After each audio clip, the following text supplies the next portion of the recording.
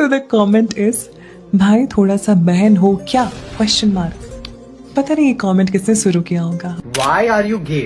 I think I blame my mom and dad. मुझे लगता है मेरे मम्मी पापा की वजह से मैं गे हूँ. जब मैं पैदा होने वाला था ना तो मेरी मम्मी चाहती थी कि लड़का हो. My dad wanted a girl. भगवान जी ने ना बिल्कुल भेदभाव नहीं करा. उन्होंने दोनों की सुन ली. अब मैं लड़के का शरीर लेके लड़कियों के कपड़े पहन के खूबसूरत लगता हूँ. 2 दफा जा चुका हूँ मैं बैंकॉक.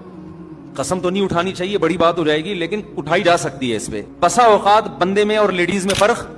लेडी में फर्क ही नहीं पता चलता कि बंदा है कि लेडी है. पता नहीं औरतें मर्दों जैसी बनी हुई हैं, मर्द खवातीन जैसे बने हुए, क्योंकि मजहब नहीं है ना, इस्लाम नहीं है. तो इंसान पर जब आप डाल देंगे कि वो अपनी मर्जी की लाइफ गुजारे तो अपना बेड़ा गर्क कर लेता है वो. हमें तो बड़ा ताज, हमारे सामने तो एक हदफ है ना, हम क्यों पैदा हुए हैं? आखिरत के लिए.